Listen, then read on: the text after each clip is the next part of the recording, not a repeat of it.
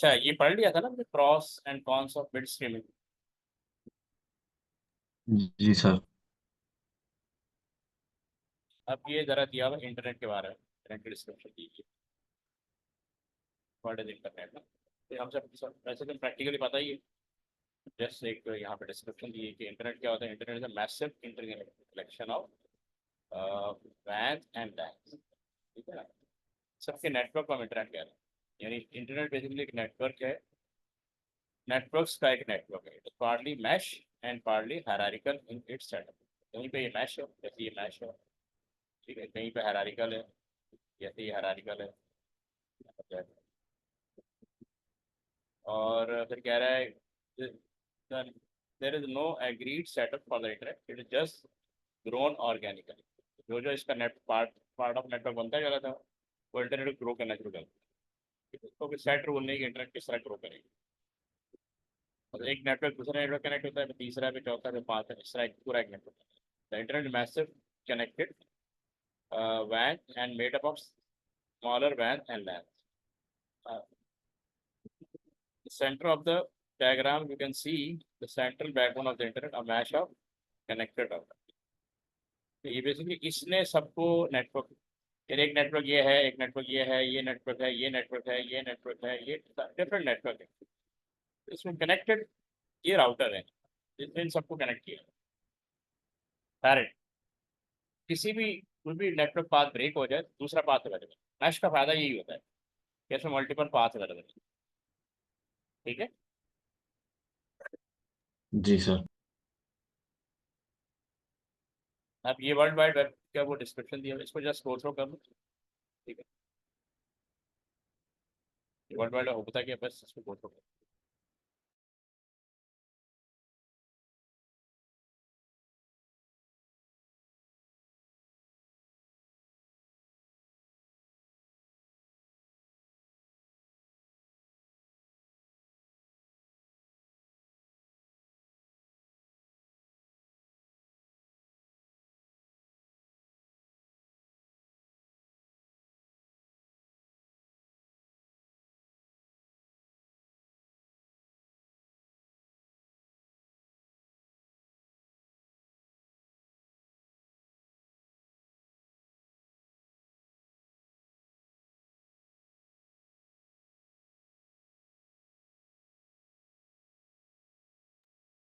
पढ़ लिया सर। क्या समझ में आया, डिस्क्रिप्शन क्या होता सर एक हाइपरलिंक होता है है? ठीक है। जो इसको क्लिक करने के बाद बहुत सारी इंटर पेजेस खुल जाते हैं।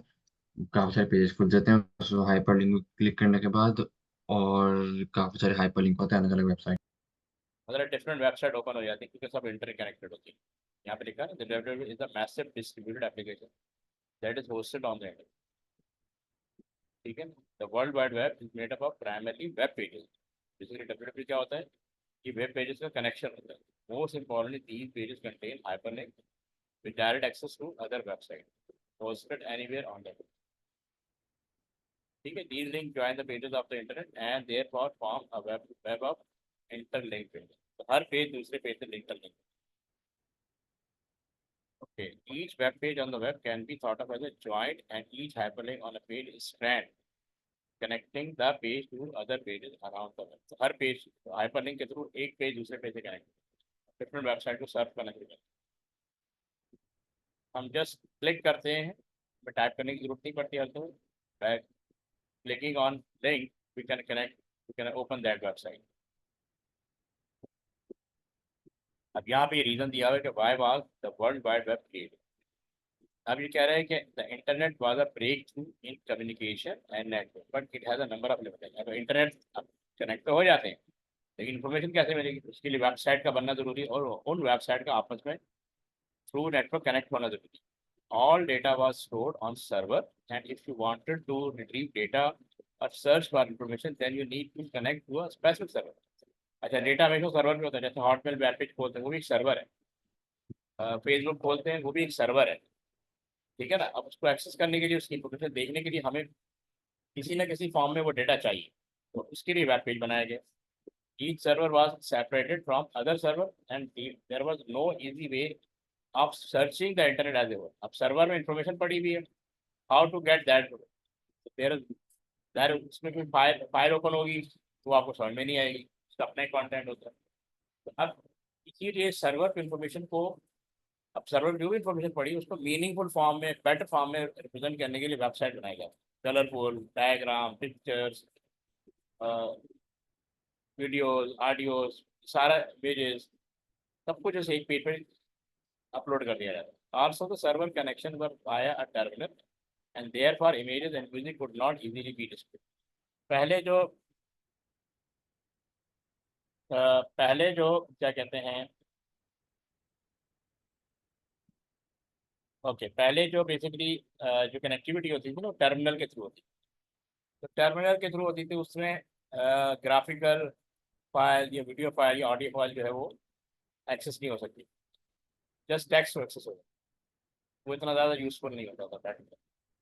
लेकिन अब जो है वो बेसिकली इसीलिए वेबसाइट बनाएगी ताकि वो हर फॉर्म में डेटा आपको अवेलेबल।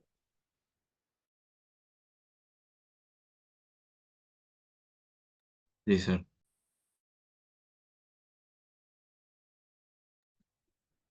तो अच्छा, each server was separate from, अच्छा ये तो हो गया। आल्सो द सर्वर कनेक्शन पर ये भी हो गया। Tim Berners Lee developed a system where by user could browse server. अच्छा, जब 92 से पहले जो नेटवर्क बना हुआ था ना, तो वो हम टर्मिनल के थ्रू एक्सेस करते थे।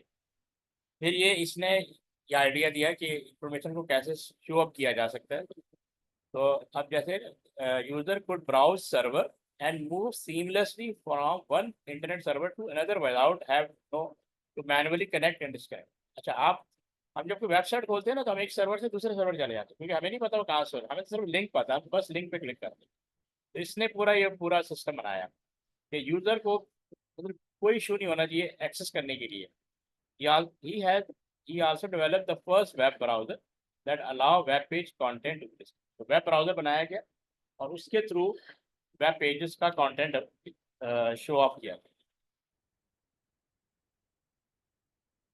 ठीक है। जी सर। अब जो सर्वर जो होते हैं, अच्छा, अब कंप्यूटर के ना एड्रेस होते हैं, दो तरह के एड्रेस होते हैं, एक आपने पढ़ा होगा फिजिकल एड्रेस और एक लॉजिकल एड्रेस। ठीक है। तो एड्रेसेस का मतलब है कि हम एक कंप्यूटर को एक्सेस कर रहे हैं, जिस तरह हम एक घर से दूसरे घर जाते हैं, टू एड्रेस जाते हैं। सर, हाँ बोलो। मैक एड्रेस नहीं होता है? मैं वही बताने वाला हूँ ना, देखो, एक सेकंड। जब हम कंप्यूटर एड्रेस की बात करते हैं, कंप्यूटर एड्रेस जिसके थ्रू हम एक कंप्यूटर को एक्सेस करते हैं, उसके दो मेथड है, एक फिजिकल और दूसरा लॉजिकल। तो जो फिजिकल है ना, वो आपका मैक एड्रेस होता है, समझ आए? तो मैक एड्रेस जो है ना वो फिजिकल होता जी सर। है। अच्छा, जो लॉजिकल होता है वो आईपी एड्रेस होता है। वो क्या होता है? आईपी एड्रेस होता है। आईपी एड्रेस जो है, ये या तो फिक्स होगा, या तो फिक्स होगा यानी, और या डायनेमिक होगा। अच्छा, जितने भी सर्वर होते हैं ना, वो फिक्स आईपी एड्रेस लेते हैं, यानी उनका एड्रेस आईपी एड्रेस एक ही रहता है। क्योंकि मैं जब भी लिखूंगा, मैं लिखूंगा www.hotmail.com। अब मुझे उसके पीछे आईपी एड्रेस है, यानी जिस सिस्टम पे हॉटमेल की वेबसाइट पड़ी हुई है, या तो मुझे अ, अब ज़ाहिर है हर दफ़ा अपनी आईपी तो नहीं चेंज करेंगे, हम तो बेसिकली डोमेन नेम लिखते हैं। ये होता है डोमेन नेम, ये डोमेन नेम होता है। इस डोमेन नेम से related IP address domain server में स्टोर होता है। एक्चुअली जब हम लिखते हैं ना hotmail.com, तो हमारा जो पीसी है, हमारा जो वेब ब्राउज़र है, ये कनेक्ट करता है इसको उस डोमेन से जहाँ पे ये वेबसाइट पड़ी है। अब जो डोमेन अब जो डोमेन सर्वर होता है, वो इस डोमेन नेम के अगेंस्ट आईपी एड्रेस को फाइंड करता है और आपको रिटर्न करता है कि भाई इस आईपी पे चले जाओ, वहाँ पे आपको हॉटमेल की वेबसाइट मिल जाएगी। तो बेसिकली डोमेन नेम कन्वर्ट हो जाता है इनटू आईपी एड्रेस। तो आईपी एड्रेस दो तरह के होते हैं, एक फिक्स होता है, एक डायनेमिक। हम लोग जब भी कनेक्ट होंगे ना, हमें हमेशा एक डायनेमिक आईपी एड्रेस दिया जाएगा, चेंज होगा वो। ठीक है। अब आईपी एड्रेस के अंदर 2 वर्जन आ गए अभी, ठीक है ना। आईपी एड्रेस के अंदर 2 वर्जन आ गए। शुरू में जो वर्जन यूज होता वो था आईपी वर्जन 4, आईपी वर्जन 4। आजकल जो यूज हो रहा है वो आईपी वर्जन 6 यूज हो रहा है। ठीक है, 2 वर्जन आ गए, क्योंकि ये दुनिया में इतनी डिवाइसेस आ गई कि इसकी लिमिट खत्म हो गई। अब आईपी वर्जन 6 के बिलियन एंड ट्रिलियन में एड्रेसेस अवेलेबल है, उसके थ्रू इसको हम बेसिकली यूज कर। तो हमारी एक कंप्यूटर से दूसरे कंप्यूटर की कनेक्टिविटी होती है ओवर इंटरनेट, वो आईपी एड्रेस के थ्रू। ठीक है। आईपी एड्रेस पब्लिक भी हो सकता है और प्राइवेट भी हो सकता है। जैसे यहाँ लिखा हुआ है, each LAN connected to the internet usually has a single public IP address. This is the address seen by other computer and network on the internet and is the address attached to packets sent across the internet. Internet में जब भी हम connect होंगे ना तो हमें public IP address दिया जाएगा, लेकिन लैन के अंदर अब जो आईपी एड्रेस यूज होते हैं ना वो प्राइवेट होते हैं। वो क्या होते हैं? प्राइवेट होते हैं। Private. So there are 2 main types of public IP address. अच्छा, जब पब्लिक आईपी एड्रेस की बात करें या तो स्टैटिक होगा या डायनेमिक होगा। अभी जैसे आपको मैं बताया, स्टैटिक का मतलब फिक्स। हम अब जैसे अभी मैं इंटरनेट से कनेक्ट हूँ, आप भी इंटरनेट से कनेक्ट, आपको आपकी आईएसपी ने एक डायनेमिक आईपी एड्रेस साइन कर, आप जब भी कनेक्ट होंगे ना आपको डायनेमिक दिया जाए। आप फिक्स नहीं, फिक्स आपको परचेज करना पड़ता है, मतलब आपको बताना पड़ता है कि मैंने अपनी आईपी एड्रेस दी रखी है। तो जब भी आपको वेब सर्वर बनाएंगे तो वेबसाइट बनाएंगे, ठीक है, तो जिस कंप्यूटर पर रखेंगे वो आपको एक फिक्स आईपी एड्रेस देते हैं, उस आईपी एड्रेस पे तो आपकी वेबसाइट को एक्सेस किया जाएगा। For larger organizations, they might have a whole IP range issued to them instead, depending on what kind of network address translation they are using. तो जो लार्ज ऑर्गेनाइजेशन होती है पूरी एक रेंज परचेज कर लेते हैं आईपी एड्रेस कि ये हमारी है। Public are usually assigned by your ISP. Public जो मैंने बताया आईएसपी, क्या आईएस का मतलब इंटरनेट सर्विस प्रोवाइडर कंपनी, जिससे आपने इंटरनेट दिया हो। ठीक है। तो आईपी एड्रेस जी। 2 तरह के होते हैं, पब्लिक और प्राइवेट। ये आगे आएगा, ये आ गया प्राइवेट आईपी। जो स्कूल के नेटवर्क हैं, ऑफिस के नेटवर्क हैं, अगर वो आईपी एड्रेस के थ्रू अपना नेटवर्किंग की भी है, कनेक्टिविटी की है, तो वो उनको कहते हैं private IP address. Computer with in a LAN have their own private IP address that is different to their public IP address. This is private IP address either issued by the server, router, यानी आपके अपने setup है उसके अंदर server होगा या router होगा, using dynamic host configuration protocol. इस काम के लिए भी प्रोटोकॉल रखा हुआ है, DHCP। जिस तरह TCP/IP प्रोटोकॉल था, इसी तरह DHCP प्रोटोकॉल है। Set manually by the computer use themself. ठीक है, हमें मैनुअली सेट करना पड़ता है। Private IP are usually in the 192.168 इस तरह की रेंज में होता है। Range through can also be in the range 10, मतलब इसके ना आईपी एड्रेस की 4, जो आईपी वर्जन 4 है ना उसमें 4 क्लासेस आएगी। एक ए है, एक बी है और एक सी है और एक डी है। तो नॉर्मली हम सी को यूज़ करते हैं। ठीक है, के अंदर रेंज ज़्यादा होती है तो प्राइवेट, जितने भी प्राइवेट सेटअप है वो सी को ज़्यादा यूज़ करते हैं। यानी क्लासेस होती हैं, इसको क्लासेस कहते हैं। आईपी एड्रेस की डिफरेंट क्लास, क्लास सी को ज़्यादातर यूज़ किया जाता है जो 192 की रेंज में आ रहा है। ठीक है। जी सर। अब ये एक प्रोटोकॉल है नेटवर्क एड्रेस ट्रांसलेशन। अब यहाँ पे उन्होंने इसकी डिस्क्रिप्शन लिखी है। When a user send a packet from a computer to server, ठीक है, over the internet, the NAT server swap the private IP address for a public IP address and attaches a port ID to the packet. तो basically आपके private IP address को वो public IP address में convert करते हैं, यानी translate कर देते हैं कि भाई ये प्राइवेट आईपी एड्रेस है, इसके थ्रू रिक्वेस्ट आई है, इसको डाटा चाहिए, तो वो आपके पब्लिक आईपी एड्रेस के अंदर उसको एडजस्ट कर देते हैं। The NAT server keep track of which computer are assign to which private IP address. वो इस चीज़ को मेक श्योर करता है कि किस ये आईपी एड्रेस किस कंप्यूटर का है, ताकि वो आप जब सर्वर उसको रिस्पॉन्स करेगा तो उसको पता होना चाहिए कि आई रिक्वेस्ट किस आईपी से आई है, so that when a packet return to the port it can swap that public IP address on the packet back to the private IP address। तो पहले वो जब आपने रिक्वेस्ट भेजी तो आपकी प्राइवेट आईपी को उसने पब्लिक आईपी कन्वर्ट कर दिया। जब उस रिक्वेस्ट का रिस्पॉन्स दिया गया, आपको डेटा सेंड किया गया, तो दोबारा पब्लिक आईपी को प्राइवेट आईपी में कन्वर्ट कर दिया गया, और वो ताकि हम सर्वर को ताकि डेटा आप तक पहुंच सके and send it through the LAN to the correct computer. ठीक है, ये पॉइंट क्लियर? जी सर। अब फिर आ गया कि जो मैं आपको पहले बता चुका था कि आईपी एड्रेस या तो स्टैटिक होगा यानी फिक्स होगा या डायनेमिक होगा। स्टैटिक पब्लिक यानी जो पब्लिक आईपी एड्रेस होता है वो बेसिकली या तो स्टैटिक होगा या डायनेमिक। तो नॉर्मल यूजर को हमेशा डायनेमिक दिया जाता है, लेकिन वो यूजर जो वेब सर्विसेज प्रोवाइड कर रहे हैं उसको फिक्स दिया जाता है, वो फिक्स लेते हैं ताकि हमेशा उसकी वेबसाइट एक्सेस हो। तो एक्सेस तो नाम से होगी लेकिन बैक एंड पे वो फिक्स आईपी एड्रेस वर्कआउट करें। So these are mainly used by businesses with land that need to be accessed externally from the internet. Website host.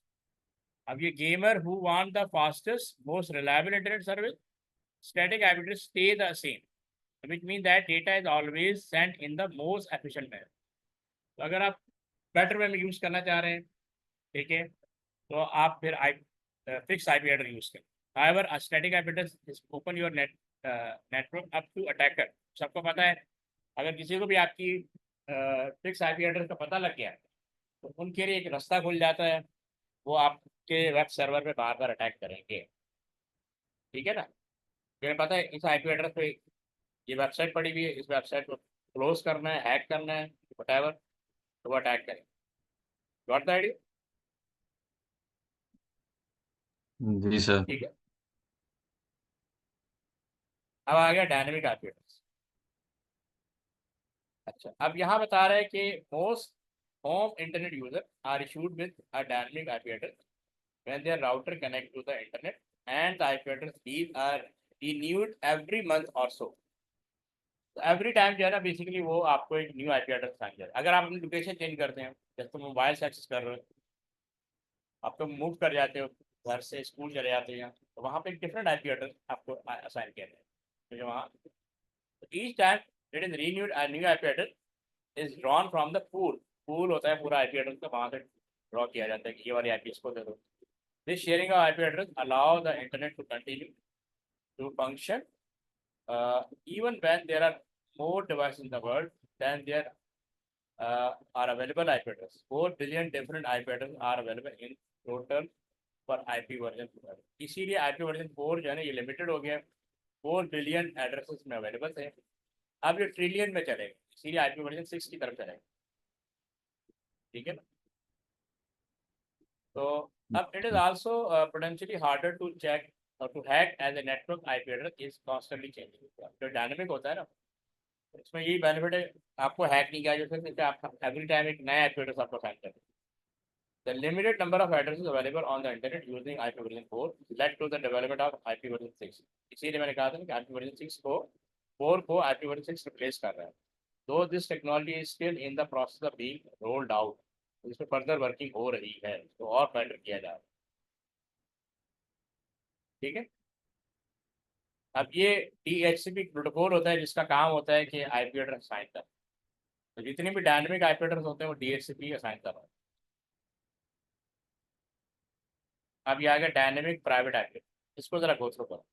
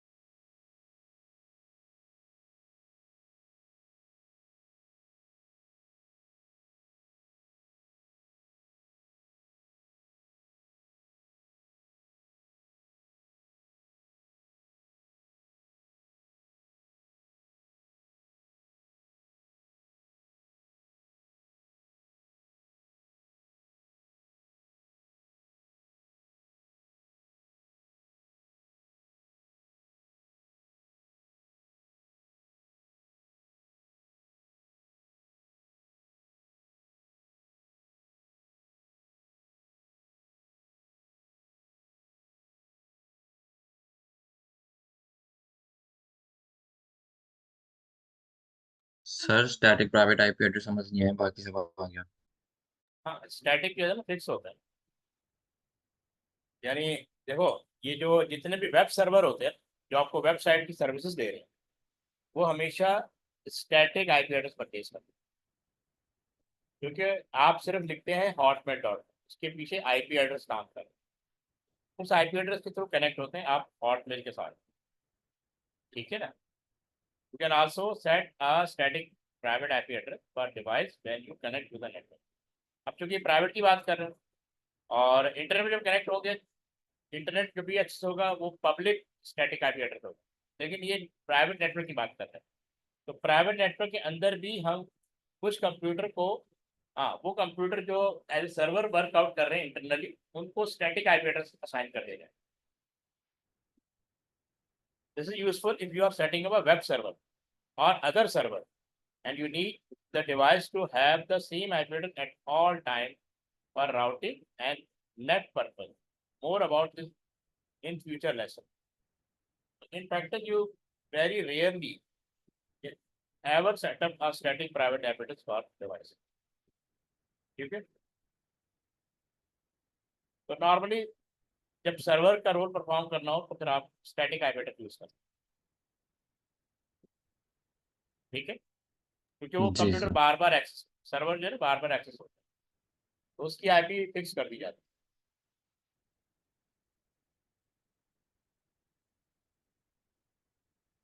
अब ये आईपी वर्जन 4 दे दिया। IP version 4 is a 32 bit address split into 4 section, ये 32 bit address होता है, ठीक है। और इस 4 सेक्शन में कन्वर्ट स्प्लिट करिए, 255 255 255। रेंज 0 से 255 mean 250 possibilities in each networks, ठीक है, हर नेटवर्क में 256 कंप्यूटर अटैच हो सकता है, 256 256 256 256। टोटल एड्रेसेस 256 मल्टीप्लाई बाय 256 256, ये 4.3 बिलियन बनते हैं। 4.2 billion address is not enough for the modern world, as the world has 7 billion plus inhabitants, and many people have more than one internet connect। इसीलिए IP version 6 आ गया, IP version 4 जो है वो limited हो गया, ठीक है, ये पॉइंट समझ में आ गया। जी सर। अब ये आईपी वर्जन 6 आ गया। IP version 6 is 128 bit address, इससे अंदाजा कर लो आईपी वर्जन 4 था 32 बिट, ठीक है। अब 32 बिट का डबल होता है 64 और 64 का डबल होता है 120। इससे अंदाजा कर लो कितने एड्रेसेस अब आप जनरेट करें, ये ट्रिलियन में एड्रेस चलेंगे, ये बेसिकली ये वाले नंबर, ये नंबर ऑफ एड्रेसेस है, probably enough for the foreseeable future, अगले 10 साल तक भी ये एड्रेस खत्म नहीं होने वाला। एडवांटेज क्या है, फ्यूचर प्रूफ है, plenty of unique address for each device, हर डिवाइस को एक यूनिक एड्रेस साइन किया जा सकता है। Security built in to the profile, allow for quality of service packet prioritising, ठीक है, यूएस का मतलब होता है क्वालिटी ऑफ सर्विस। ज़ाहिर है आपको एड्रेस अवेलेबल है, डेटा इजीली चला जाएगा, अगर वो एड्रेस किसी से कॉन्फ्लिक्ट कर जाएगा तो नेटवर्क काम नहीं करेगा। डिसएडवांटेज क्या, बिट मोर ओवरहेड इन पैकेट साइज इंक्रीज हो गया तो ट्रांसमिशन में इशू आएगा, स्लो हो जाएगा। Many legacy devices and system still don't fully support IP version 6, तो we still need IP version 4 backup. तो बहुत सारी जो पुरानी डिवाइसेस हैं वो आईपी वर्जन 6 को सपोर्ट नहीं करती, उसकी वजह से फिर हमें आईपी वर्जन 4 को ही यूज़ करना पड़ता है। Compressing IP version 6 addresses, IP version 6 addresses are incredibly long, इसका एड्रेस है ना ज़रा लॉन्ग होता है, which make them difficult even to read or write even when represented using hexadecimal। हम हालांकि उसमें हेक्साडेसिमल को भी यूज करते हैं, उसके बावजूद वो काफी लॉन्ग एड्रेस होते हैं। Fortunately IP version 6 addresses can be shortened, compressed। Take a look at the video to see how this can be done। इस वीडियो के थ्रू देखा जा सकता है कि आप इसको कैसे कंप्रेस कर सकते हैं। Mapping IP version 6 address to IP version 6 address. अब ये बता रहा है कि in order to transform from IP version 6 to IP version 6, old address will need to be mapped into IP version 6 address so that the two can coexist in the new system. तो अगर आप IP version 6 4 use कर रहे हैं आपका system, तो basically इसको map कर दिया जाता है इनटू आईपी वर्जन 6 के, ताकि दोनों वर्कआउट कर सकें। In order to achieve this the first 80 bit are set 0 followed by 16 bit set to 1 in hexadecimal this would look like this. तो ये कह रहा है कि first 80 bit are set to सबको 0 0 कर दिया जाता है, और ये FF और 0 FF if it has a bit compress. यानी एड्रेस बहुत लॉन्ग होता है, इसको हम कंप्रेस कर सकते हैं, इस फॉर्म में शो कर सकते हैं। The remaining 32 bit of an IP version 4 address can then be incorporated into remaining bits. तो हम incorporate कर सकते हैं IP version 4 को। In hexadecimal, each component of the remaining address then fit into 2 hexadecimal each. तो बस ये इसकी वर्किंग बताई हुई कि आप मैप कैसे कर सकते हैं IP वर्जन 4 को और IP वर्जन 6 को आपस में ज्वाइन कैसे करते हैं। अच्छा, अब सबनेट मास्क एक कॉन्सेप्ट आ रहा है। अब जैसे यहाँ पे हम पिक्चर को देखते हैं, सबनेट का मतलब होता है नेटवर्क के अंदर एक और नेटवर्क क्रिएट करना, ठीक है, सबनेट।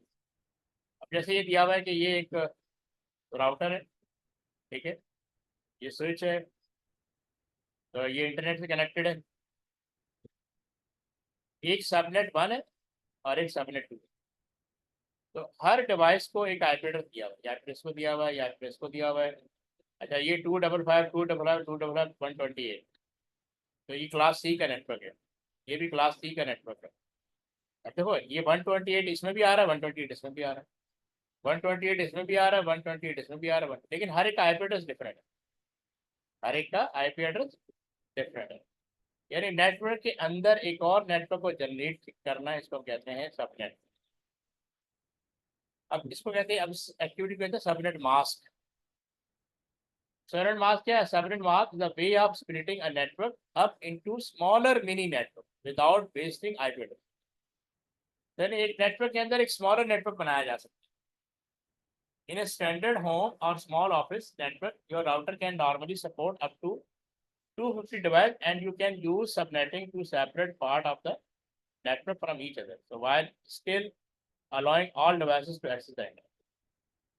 तो यानी वेस्टेज ऑफ आईपी एड्रेस से बचने के लिए क्या करते हैं, मिनी नेटवर्क बना लेते हैं, वहाँ उसको उसके हिसाब से आईपी एड्रेस असाइन करते हैं। Subnet mask break up networks into smaller mini subnetwork without wasting IP address। Also, breaking a large network up into smaller network reduces the network traffic because the network broadcast only go out other part of the subnet, not the whole network। अगर हम picture देखें कि router से जो data है, अब router तक data आ रहा है, इंटरनेट से डेटा आ रहा है, तो सबको डेटा नहीं भेज रहा, इसका डेटा इसको भेज रहा है, इसका डेटा इसको भेज रहा है, इसका डेटा इसको भेज रहा है, इसका डेटा इसको भेज रहा है, इसका डेटा सब, ठीक है ना। आपने डिफरेंट नेटवर्क बनाए हुए, तो हर एक का डेटा उसको उसकी रिक्वायरमेंट के अकॉर्डिंग पहुँचाया जा रहा है, ठीक है। अच्छा, उसके बाद okay, without this a large network would be susceptible to a broadcast trans. अगर लार्ज नेटवर्क होगा ना, तो वो क्या करेगा, सब वो उसके स्विच पे भेज देगा, स्विच क्या करेगा, सबको ब्रॉडकास्ट कर देगा। तो where large amount of broadcast can seriously impair the performance of, इससे क्या होगा, आपका पूरा नेटवर्क स्लो हो जाएगा, हर पीसी अपना अपना डेटा चेक कर रहा होगा, ये मेरा तो नहीं है। Having subnet of larger network is more secure and also easier to troubleshoot, as only part of network would be affected by network। ठीक है, यहाँ तक क्लियर? जी sir.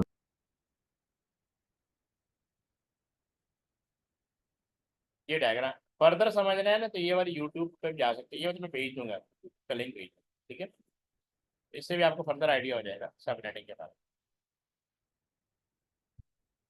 Unique resource locator URL। अब URL जो है वेब ब्राउजर के अंदर होता है, जिसके थ्रू हम वेबसाइट को एक्सेस करते हैं। And URL is the alphanumerical addresses that human type into a web browser to access a website। ये पूरा एक इन्वायरमेंट होता है जिसके थ्रू हम URL को यूज करते हैं। Humans like to use URL rather than IP address because they are easy to remember। URL में हम क्या लिखते हैं, IP address नहीं लिखते, लिख सकते हैं, लेकिन हम क्या करते हैं, उसके अंदर वेबसाइट का नाम लिखते हैं, Facebook, Hotmail, Google. A URL can be the name of website or a specific page and may also contain query parameter और पोर्ट नंबर, यानी इस तरह के एड्रेसेस को हम इंटर कर सकते हैं। वेबसाइट एड्रेस क्या है, आप इस फॉर्म में इंटर कर सकते हैं। वेब पेज एड्रेस क्या है, इस तरह भी इंटर कर सकते हैं। Web page address with search query आप इस तरह भी राइट कर सकते हैं। तो डिफरेंट वे आउट है जिसको यानी जो यूआरएल हम यूज कर सकते हैं एक्सेस द वेबसाइट। ठीक है, अब यहाँ पे ना पूरा एक प्रोसेस दिया हुआ है, how simple HTML pages are serve. ये आप जब www लिखते हैं तो उसके बाद क्या होगा, ये पूरा एक सीक्वेंस दिया हुआ है। इस पर जस्ट क्विकली गो थ्रू कर लूँ, अगर कहीं इशू आएगा तो हम डिस्कस कर लेंगे। ठीक है, जी सर।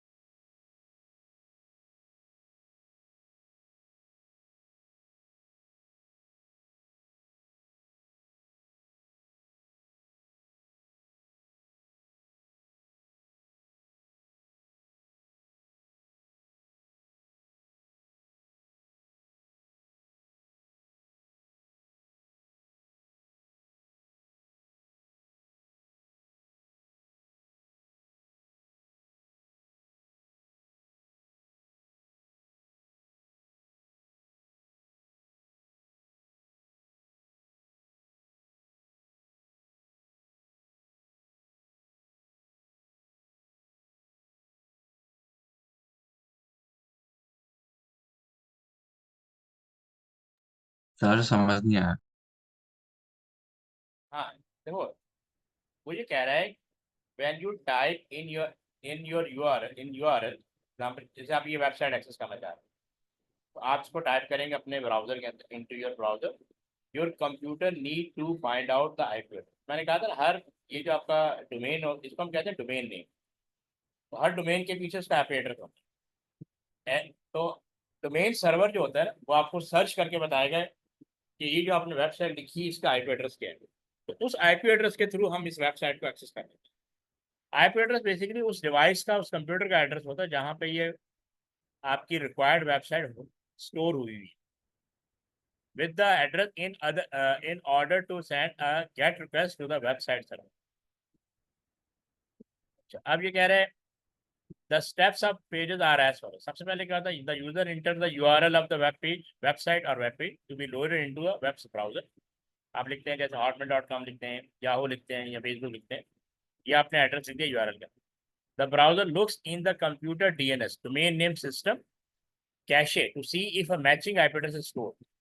पहले तो वो देखेगा कि जो डोमेन नेम सर्वर है उसके कंप्यूटर में इस वेबसाइट के अगेंस्ट पहले से कोई आईपी एड्रेस स्टोर है या नहीं है। इफ एड्रेस इज स्टोर्ड, ठीक है, IP address stored, if not found, step two पे चले जाएंगे, फाउंड स्टेप 4 पे चले जाएंगे। अच्छा, अब स्टेप 2 क्या है, a request is send to the ISP's DNS resolver server. अब आईएसपी का अपना एक सर्वर होता है, क्योंकि आपकी रिक्वेस्ट आईएसपी के पास चले जाती है, उसके बाद डिफरेंट सर्वर होते हैं, उसके अंदर आईपी एड्रेस की पूरी लिस्ट होती है। तो हर डोमेन के आगे वो आईपी एड्रेस को मैच करते हैं, फिर वो आपको रिटर्न करते हैं IP address. To find out the IP address, the DNS resolver looks for the IP address and if it is stored the DNS server return the IP address to the originator. If not found, step 3 found, step 4। अच्छा, फिर कह रहे हैं request is pass on to the higher level. अगर अच्छा, DNS server भी ना different level पे होते हैं। अगर पहले डीएनएस सर्वर पे उस वेबसाइट का आईपी एड्रेस नहीं मिलता, फिर सेकंड लेवल पे जाएगा, सेकंड पे नहीं मिलेगा तो थर्ड पे जाएगा। तो जैसे जैसे लेवल अप जाता है उसके उसका डेटाबेस लार्जर होता है, उसके बाद ज़्यादा इन्फॉर्मेशन होती है। The request is pass on to a higher level DNS. Once found the original DNS cache the IP address for future use and return the IP address to the user. तो जैसे उसका IP address मिल जाएगा आपको IP address return कर दिया जाता है। आपका वेब ब्राउजर उस आईपी एड्रेस के थ्रू उस वेब सर्वर को एक्सेस कर लेगा जहाँ वेबसाइट स्टोर है। The browser uses the IP address to send the web page request to the web server.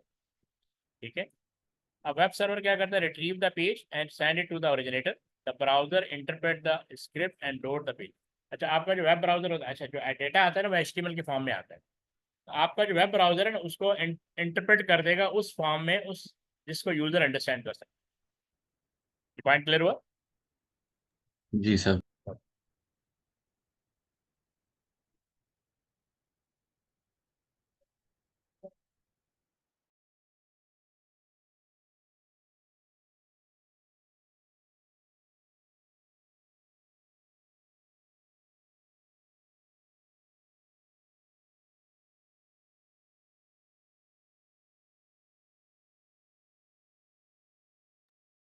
अच्छा, अब ये टर्म्स आ गई डोमेन नेम सर्विस, अभी जिसके बारे में डिस्कस कर रहे थे कि जब आप वेबसाइट का नाम लिखते हैं ना तो आपकी रिक्वेस्ट डोमेन नेम सर्विस यानी DNS सर्वर के पास चली जाती है। तो उसके बाद लिस्ट ऑफ आईपी एड्रेसेस होते हैं, वो आपके वेबसाइट के नेम की, एक मिनट होल्ड कर।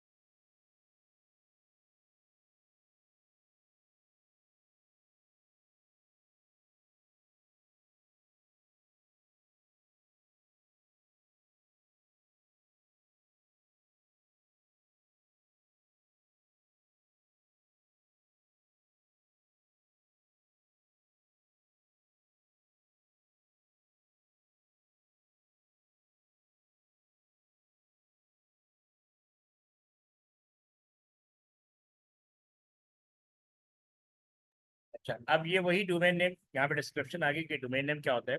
मैंने आपको बताया ना, डोमेन नेम के पास लिस्ट ऑफ आईपी एड्रेसेस होती है अगेंस्ट वेबसाइट। जैसे मैंने यहाँ एग्जांपल दी हुई, the internet works using IP addresses, all URL must be translated resolve into and IP address. For example www.google, ये आपने वेबसाइट लिखी है ना गूगल, अब इसका ये आईपी एड्रेस, तो both point two the same place. या तो आप ये लिखो या आप ये लिखो, ये आपको गूगल की वेबसाइट पे ले जाएगा। This is the job perform by domain name service. Domain name service are usually hosted on server. तो सर्वर, होस्टेड ऑन सर्वर का मतलब क्या है कि ये वेबसाइट जो है गूगल की, किसी न किसी कंप्यूटर पड़ी हुई, तो जिस कंप्यूटर पड़ी हुई उसको हम कहते हैं वेबसाइट, वेब सर्वर। ठीक है, पॉइंट क्लियर? जी। अच्छा, अगेन वही चीज दोबारा आ गई, तो जो हम पीछे डिस्कस कर चुके हैं वो वही दोबारा से कि how web pages are serve. अब कह रहे web pages are serve using a server client relationship. आप क्लाइंट है, आप रिक्वेस्ट भेज रहे हैं, जिसको रिक्वेस्ट भेज रहे हैं वो सर्वर है, वो आपको रिस्पॉन्स करेगा। The user enter the URL of the website, और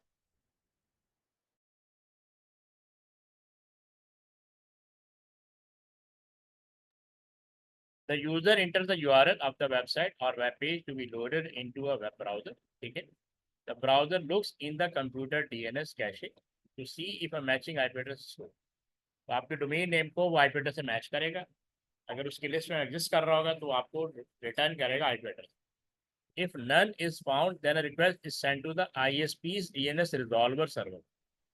ठीक है, तो फिर एक यानी एक लेवल ऑफ सर्वर्स होते हैं, ठीक है ना, दूसरे सर्वर को भेज देगा भी तुम लोकेट करो कि मेरे पास तो ये इस वेबसाइट का एड्रेस नहीं है। To find out the IP address not found, step 2, found step 4। अच्छा, the DNS resolver looks for the IP address, and if it is stored, the DNS server returns the IP address to the originator।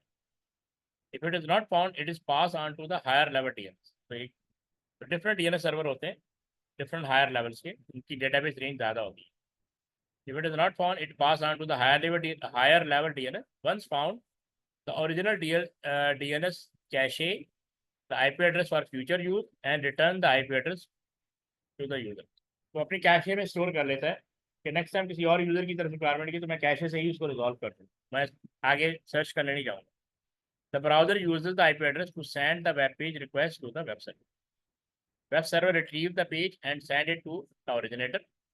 The browser interpret the script and load the page। तो आपका browser जो है उसको interpret करेगा और आपके सामने display कर देगा। वही स्टेप है जो अपने पीछे पड़े थे। ठीक है। जी सर।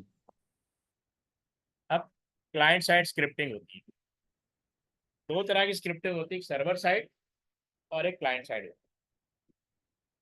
क्लाइंट साइड स्क्रिप्टिंग का मतलब क्या है कि कह रहे हैं with client side scripting the script is executed on the client machine. यानी आपने रिक्वेस्ट भेजी, ठीक है, तो सर्वर ने आपको पूरा स्क्रिप्ट भेज दिया कि अपनी अपनी मशीन पे रन करो। वो खुद कुछ नहीं, वो सिर्फ आपको पूरा कोड भेजेगा। The code is embedded with in the web page itself. आपका जो वेब पेज है, वेब ब्राउजर जो है, वो उसको डी कोड करेगा। The code is interpreted by the web सब ब्राउजर। वेब ब्राउजर उस पूरे कोड, उसने पूरा कोड भेज दिया, बोलेगा खुद अपनी साइट पे जाए इसको रन करें। The most common form of server side scripting is JavaScript. ये जावास्क्रिप्ट यानी अगर सर्वर साइड की बात करेंगे तो वो जावास्क्रिप्ट है।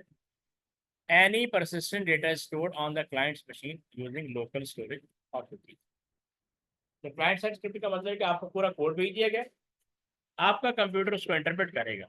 और सर्वर साइड स्क्रिप्टिंग का मतलब है कि आपने रिक्वेस्ट भेजी तो सर्वर अपनी साइड पे कोड को रन करेगा और आपके सामने वेब पेज को डिस्प्ले करेगा।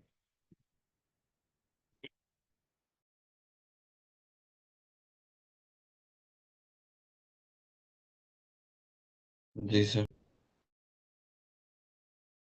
ठीक है, ये समझ में आ गया। जी सर।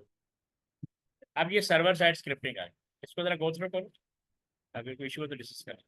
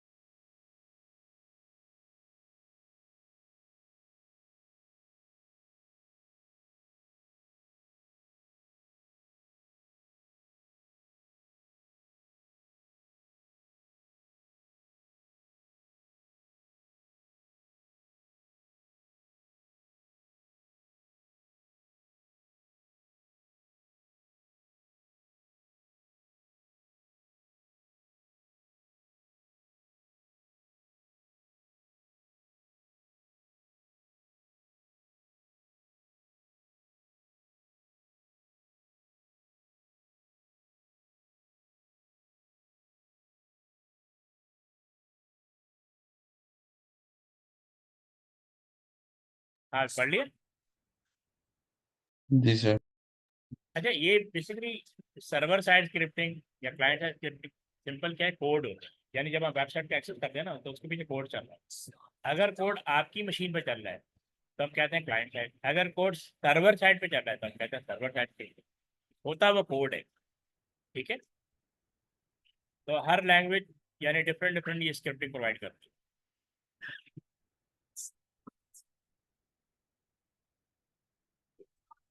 जी सर। तो काफ़ी अगर चैप्टर 2 आपका ख़त्म हो गया। नेक्स्ट क्लास में जब भी होगा तो हम इसके पेपर डिस्कस करेंगे। Almost it is done. ठीक है। ठीक है। तो कल इंशाल्लाह हम पेपर 2 करेंगे। सर कल टाइमिंग थोड़ी सी आगे कर देंगे। आगे कर दो। मतलब ट्यूसडे और फ्राइडे की टाइमिंग थोड़ी आगे कर दें। मतलब उसको आगे कर दो ना, कौन सा टाइम सही रहेगा? सर 5 बजे मेरे, मतलब आपके 10 बजे के बाद कभी भी। एक सेकेंड। नहीं रुक जाए। नहीं, आपके आप 10 बजे के बाद नहीं, आपके 10 बजे। मतलब तुम्हारे 6। मेरे 6 बजे जी, मेरे 6 बजे। पहले टाइम आपको दिया हुआ था मैंने, 4 बजे दिया हुआ था। 4 बजे, 4 बजे दिया हुआ था आपने। ठीक है।